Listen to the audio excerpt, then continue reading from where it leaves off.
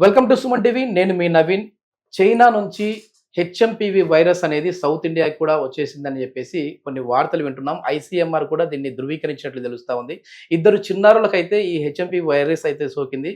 So అసలు ఇది ఏ విధంగా ఉంటుంది, అంటే దీని లక్షణాలు ఎట్లా ఉంటాయి, ఎంత సివియర్గా ఉంటుంది, నిజంగానే ఈ వైరస్ సోకితే మళ్ళీ ఏమైనా హాస్పిటలైజేషన్ అయ్యే విధంగా ఉంటుందా, ప్రాణాంతకరంగా ఉంటుందా, అదేవిధంగా మళ్ళీ లాక్డౌన్ వచ్చే సూచనలు కూడా ఉన్నాయి అని చెప్పి కొన్ని కథనాలు వస్తూ ఉన్నాయి.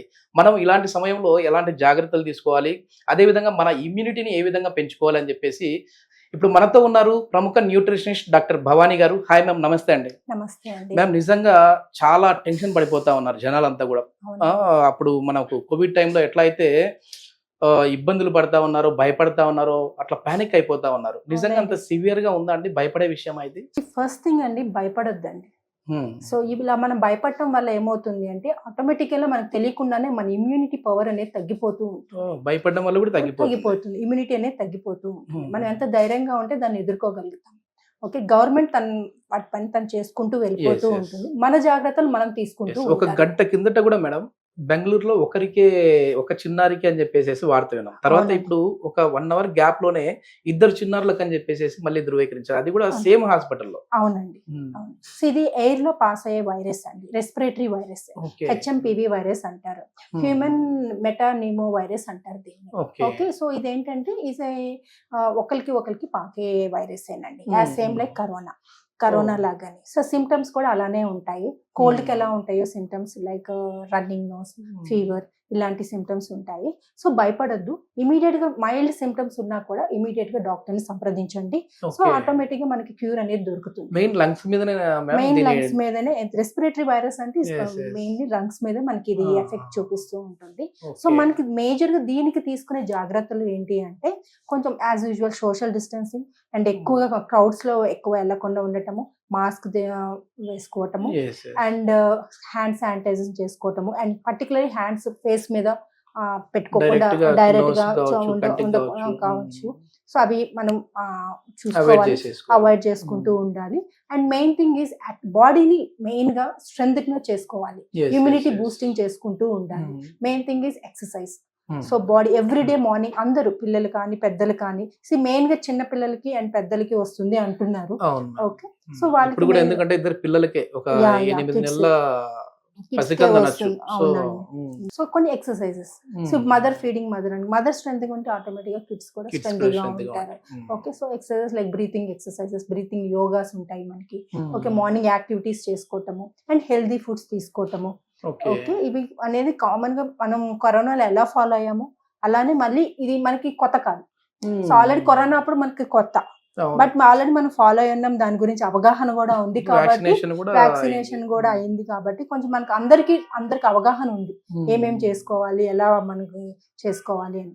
సో అవి మళ్ళీ ఫాలో అవుతూ ఉంటే మళ్ళీ బెటర్ గా ఉంటుంది. కొంచెం ఎరాడికేట్ చేసుకోవచ్చు ఈ వైరస్ ని, డామినేషన్ అనేది మనం తగ్గించుకోవచ్చు.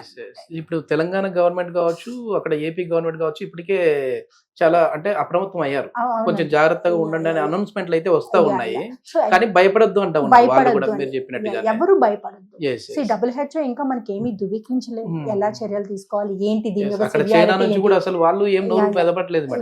అంటే ఇక్కడ న్యూస్ ఛానల్ లో చూస్తే ఏదో మొత్తం అంతా అక్కడ హాస్పిటల్స్ నిండిపోయాయి, శ్మశాన వాటికలు నిండిపోయాయి అని చెప్పేసి అంటా ఉన్నారు. కానీ అక్కడ నుంచి అఫీషియల్ గా ఏం అనౌన్స్మెంట్ రాలేదు. అఫీషియల్ గా ఏమీ రాలేదు.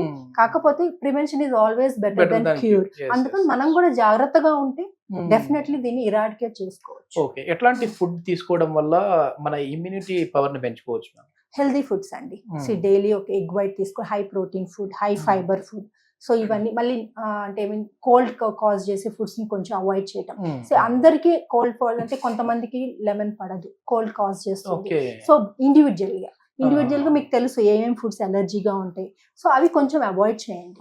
అవాయిడ్ చేసుకొని కొంచెం ఎక్కువగా వైటమిన్ సి రిచ్ ఫుడ్స్ తీసుకోవటం, డైజెషన్ ఫ్రీ డైజెషన్ అయ్యేటట్టు అండ్ యాక్టివిటీ చేసుకోవటం, వాటర్ ఇంటేక్ బాగా తీసుకోవటం, కొంచెం వార్మ్ వాటర్, కొంచెం వింటర్ సీజన్ కాబట్టి కొంచెం వార్మ్ వాటర్ తీసుకోవటం అండ్ కోల్డ్ ఫుడ్స్ అవి కొంచెం అవాయిడ్ చేయటం. చాక్లెట్స్, కిడ్స్ కి చాక్లెట్స్, ఐస్ క్రీమ్స్, ఇవన్నీ కూల్ డ్రింక్స్ ఇట్లాంటివన్నీ కొంచెం అవాయిడ్ చేస్తేనే మంచిది. ఓకే, అంటే కొద్దిమంది మ్యామ్ ఏంటంటే ఆవిరి పట్టుకోవడం మంచిది అంటారు, కొద్దిమంది లేదు పట్టుకోకూడదు అని అంటారు.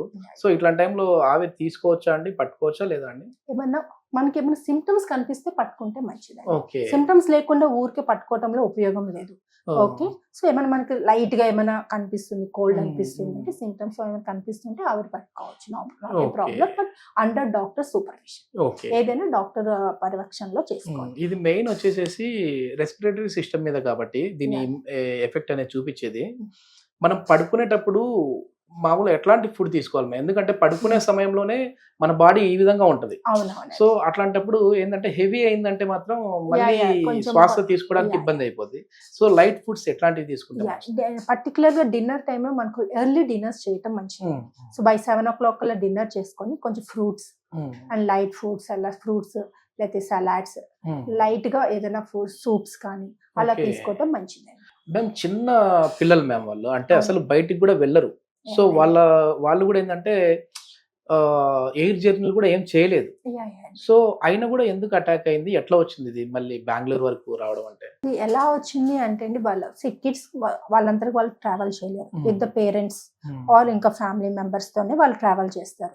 వి డోంట్ నో వాళ్ళు ఎక్కడ ఎవరిని మీట్ అయ్యారు. అఫీషియల్ పేరెంట్స్ వాళ్ళు అఫీషియల్ గా వాళ్ళు ఎక్కడ మీట్ అయ్యారో తెలియదు. పర్సనల్ గా ఏదైనా రిలేటివ్స్ ఆర్ ఏదైనా సోషల్ మీటింగ్స్ లో మీట్ అయ్యారో మనకు తెలియదు. ఆర్ ఎయిర్ వేస్ వల్ల వాళ్ళు ఎక్కడ ఎవరిని మీట్ అయ్యారో తెలియదు, ఉండొచ్చు. వాళ్ళకి ఇమ్యూనిటీ ఉండొచ్చు. బట్ కిడ్స్ కి వాళ్ళకి అంత ఇమ్యూనిటీ పవర్ లేకపోవటం వల్ల అది క్యారీ అయి ఉండొచ్చు. సో దీని వల్ల మనకి ఏది ప్రాపర్ గా తెలియదు. సో దీని గురించి మనం ఎక్కువగా కూడా మనకు తెలియకుండా ఏది కామెంట్ చేయలేదు. So there are so many reasons. ఆ పిల్లలు అనేది ఇమ్యూనిటీ పవర్ తక్కువ ఉంటది కాబట్టి వాళ్ళకి అటాక్ అయింది. ఒకవేళ పేరెంట్స్ వాళ్ళ జాబ్ రీత్యా చాలా మందితో వాళ్ళు కలిసి ఉండొచ్చు, వాళ్ళ నుంచి ఏమైనా వచ్చి ఉండొచ్చు. ఒకవేళ స్కూలింగ్ కి వెళ్ళే పిల్లలు ఎట్లాంటి జాగ్రత్తలు తీసుకోవాలి? సో స్కూలింగ్కి వెళ్ళిన పిల్లలకి మెయిన్ గా టీచర్స్ అనేది అవగాహన ఇవ్వాలండి. బికాస్ కిడ్స్ ఏంటి అంటే పేరెంట్స్ కన్నా టీచర్స్ చెప్పేది బాగా వింటారు. సో స్కూల్లో టీచర్స్ బాగా అవేర్నెస్ ఇవ్వాలి. సో ఏంటి పర్టికులర్ గా ఈ కోల్డ్ ఫుడ్స్ తినకూడదు, ఐస్ క్రీమ్స్ తినకూడదు, సో మనకి ఇట్లాంటి వైరస్ వస్తుంది, వాళ్ళకి అవగాహన ఇస్తే కనుక కిడ్స్ వాళ్ళు కూడా ఇంట్లో వచ్చి మారం చేయరు. పర్టికులర్ నాకు ఈ చాక్లెట్స్ కావాల్సిందే, నాకు ఇది పేరెంట్స్ ఆటోమేటిక్ గా అడగంగానే ఇచ్చేస్తూ ఉంటారు. సో అందుకనేసి మెయిన్ గా టీచర్స్ అనేది మనం ఇంట్లో అయితే గారాబం చేస్తారు, టీచర్లు అలా కాదు కాబట్టి వాళ్ళు చెప్పేది కూడా బాగా కిడ్స్ బాగా వింటారు కూడా. సో అవేర్నెస్ అనేది స్కూల్స్ నుంచి కూడా రావాలి. మొత్తానికైతే ఈ డేంజర్ బెల్ అయితే మోగుతా ఉంది. మళ్ళీ లాక్ డౌన్ వస్తుందా లేదా అన్నది పక్కన పెడితే మాత్రం మళ్ళీ మనం అయితే హెల్దీగా ఉండాలి. హ్యాండ్ వాష్ అయితే మళ్ళీ తరచూ చేసుకుంటా ఉండాలి. అనవసరంగా మన చేతిని కళ్ళ దగ్గర, ముక్కుల దగ్గర, ఫేస్కి అయితే పెట్టుకోకూడదు అని చెప్పేసి తెలుస్తూ ఉంది.